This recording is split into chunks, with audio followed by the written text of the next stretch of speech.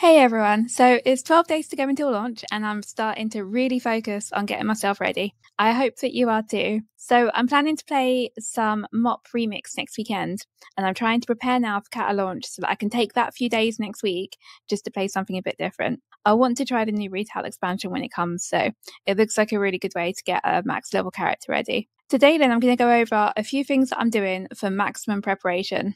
My focus is as always going to be on gold making.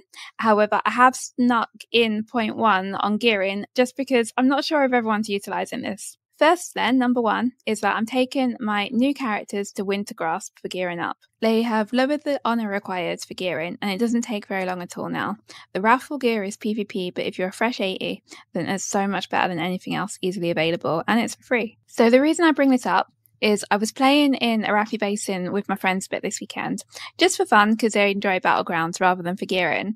And I noticed we had loads on our team who didn't seem to be enjoying PvP and just wanted gear. And I wondered if they knew how good Winter Grasp and Ultirat Valley really are at the moment. So Winter Grasp was given around 250 honour, plus you get a weekly quest, and it's taken around 10 minutes. Ultirat Valley was 70 honour, and that only took 5 minutes. Eye of the Storm Battleground Weekend was about 40 honour, taking 20 minutes, and Arathi was 25 honour for 20 minutes most games. The 277 weapons are about 850 honour, or set pieces are 275. So it really takes no time at all to gear if you go to Ultirat Valley and Winter Grasp, but I really don't recommend the others for gearing unless it gets changed. Number two then is I'm leveling Archaeology. If you watched my stream last weekend, I was actually going super slowly until my chat told me about an add-on called Minimal Archaeology. What an actual lifesaver it was. I 100% recommend this add-on. Combine it with TomTom and it saved me loads of time. When you level low, make it on a character that has alchemy. Aim to reach 450 before Cataclysm, and then on launch it's time to go Vial of the Sands ham. This recipe allows alchemists to create a sandstone drake and it's awesome. It's a 2-player mount and not only is it great for you, but you can craft it and sell it. If you can be an early crafter of this item, you will be rolling in gold. A high proportion of your cost to craft will be from vendor materials, so this is also a great time to be a goblin. Now remember though, you won't be able to see the recipe when it drops in your jar unless you've got alchemy. So it's really important that you make sure that you're farming this on an alchemist character. Number three then is to liquidate or not. If you have under 5,000 gold, you should consider liquidating to the maximum you can. Now, when I say liquidating, I mean selling as much as you can to make sure that you have as much gold as possible to go into Cataclysm with. So, I mean literally going around any and every character, selling every last item until you're looking at some clean, beautiful bags and the maximum amount of gold. Just to make clear here though, I have no official stats, but my hunch is most players don't have that much gold. If you're one of those, it's not a big deal.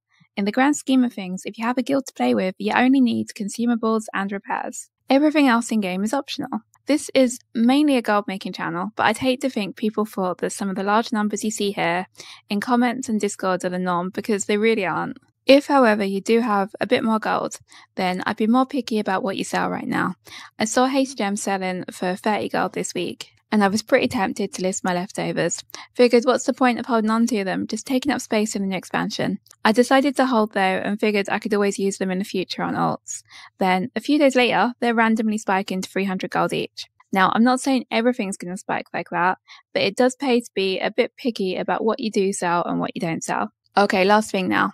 This is huge, so I've kept it until last. You should be ready to craft or purchase potions of treasure finding literally the moment you can. Okay, so in the first 10 minutes of Cataclysm, you've got an excuse, but after that, you shouldn't be looting without one of these on you. Your potion of treasure finding lasts 1 hour, and it persists through death. That's pretty lucky for me, since I'm rather prone to creatively dropping dead all over Azeroth. While the potion is active on you, you have a chance to loot tiny treasure chests.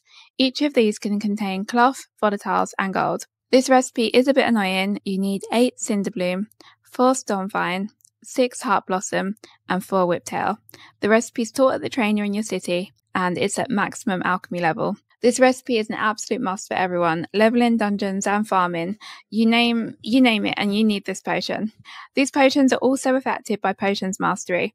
I can't remember if I ever made this video, but I crafted a lot of potions recently and confirmed that Potions Mastery does give you a 20% exactly proc rate. So if you craft 10 potions of treasure finding, on average, if you've got potions mastery, you'll get 12. If you haven't already got a potions master, you'll want to take the quest and spec to it. Unfortunately, the option to pay 100 gold is now removed.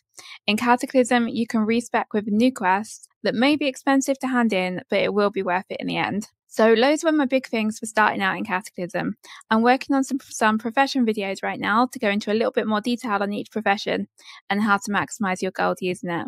If you have any tips or advice to share, I would love to hear from you. Some of the best tips ever featured on this channel have actually come from your comments on YouTube or in Discord. So please do keep them coming. I really, really appreciate it. So thank you for watching today. Join me on stream later this week. It's going to be an evening stream next. And as always, please do take a moment to like and subscribe as it really helps the channel grow. Thank you. Bye.